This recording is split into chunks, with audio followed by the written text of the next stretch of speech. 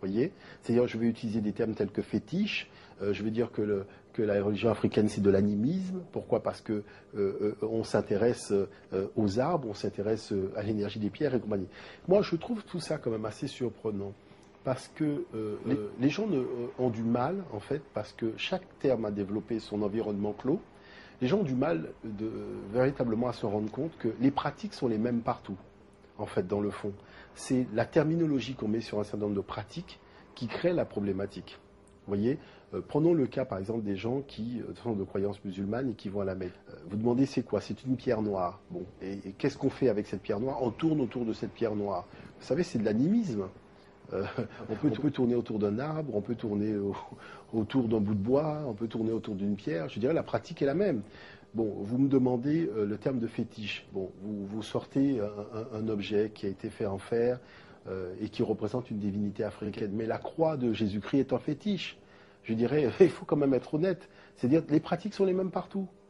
C'est toujours les mêmes choses. C'est-à-dire que le colonialisme joue sur les mots pour définir deux concepts identiques avec deux mots différents. Donc c'est pour ça que nous disons aux gens quand même, il faut être, je dirais, un petit peu plus malin, regardez dans le dictionnaire les définitions, et vous allez voir que ça définit exactement la même chose quant au fond. Maintenant, cette démarche de l'afrocentricité consiste à dire aux gens qu'on ne peut pas se développer, on ne peut pas devenir fort à l'extérieur de son patrimoine culturel, spirituel.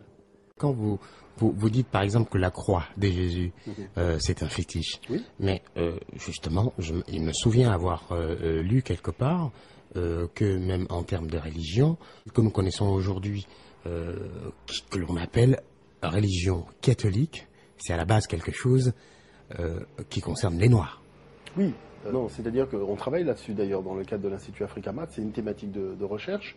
Il faut savoir que ce qu'on appelle aujourd'hui la tradition chrétienne, en fait, c'est appuyé sur tout simplement la tradition africaine de la période pharaonique dans le domaine de la spiritualité.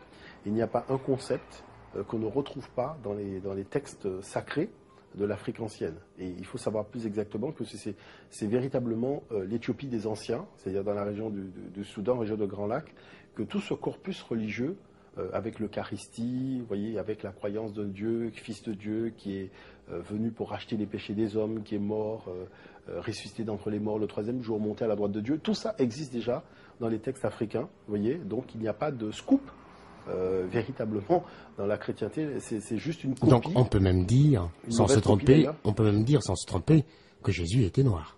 Non, la problématique, moi je ne rentre pas dans ce débat pour la simple et bonne raison que je pense intimement que Jésus n'a jamais existé. Vous voyez, c'est-à-dire qu'au regard de la documentation historiographique, elle est tellement inexistante dans le cas de ce personnage-là. Parce qu'il faut savoir qu'il y avait des historiens à l'époque qui, quand même, ont raconté ce qui se passait dans leur pays, et ces gens ne citent pas ce monsieur. Il n'apparaît nulle part. Je pense qu'il faut être beaucoup plus, fin que ça. Il faut être beaucoup plus fin. Il faut comprendre que l'analyse que j'en fais de tout ça, c'est que, vous savez, l'Afrique, au 3e millénaire, a initié ce qu'on appelle la création de l'État pharaonique, qui était tout simplement le regroupement fédératif de 42 cités. C'est-à-dire que pour la première fois dans l'histoire de l'humanité, voilà que 42 grandes régions, 42 grandes cités s'unissent et reconnaissent un seul système de gouvernement, un seul État, un seul roi, avec son gouvernement, son Premier ministre, ses ministres, pour pouvoir administrer donc toute cette partie du monde. Ailleurs, ce n'est pas le cas. Notamment au niveau de la Grèce antique, les cités n'ont jamais réussi à s'unifier, n'ont jamais réussi à s'entendre, ont toujours pratiqué la guerre. Dans le Proche-Orient, c'était surtout des civilisations, je dirais, guerrières, je dirais donc c'est de la rapide, vous voyez, il faut dire les choses telles qu'elles sont. On va attaquer le voisin, on va piller le voisin, vous voyez, donc c'est des civilisations de prédation et de domination, vous voyez. Lorsque les gens sont arrivés en Afrique, voilà que vous imaginez, vous êtes souverain d'un petit État, d'un petit royaume, vous avez des grandes aspirations, et vous découvrez que des gens sont parvenus à faire ce que vous aimeriez faire. Qu'est-ce que vous posez comme question? Comment avez-vous fait? Comment avez-vous fait en Afrique ce que personne n'a réussi à faire ailleurs? Et c'est de là que les gens disent la religion. La religion. Parce que tout simplement, nous avons une croyance particulière en un Dieu qui a été envoyé pour nous guider vers le bien, pour racheter nos péchés, nous mener vers la vie éternelle, qui nous a initiés dans des savoirs. Je parle de l'Afrique, vous voyez, dans l'Afrique de l'Antiquité, qui nous a initiés dans un savoir religieux, une spiritualité, et qui nous a toujours permis de faire triompher la notion du bien sur le mal, d'où la création très tôt dans l'histoire de l'humanité de la notion de Ma'at, qui est la vérité, justice, équité, harmonie.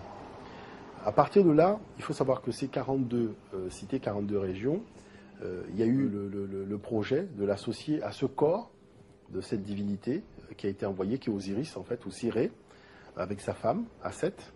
Et il y avait 42 temples qui représentaient chacun un 42e du corps d'Osiris. Et donc le pays est soudé, lorsque sur sa base spirituelle aussi, eh ben, on voit tout simplement cette unité aussi qui transparaît et qui naît à travers ce projet étatique, mais aussi un projet soutenu par une vision religieuse des choses. Vous voyez, un Dieu unique qui est à l'origine de tout et qui crée aussi la multiplicité des choses. Vous voyez ?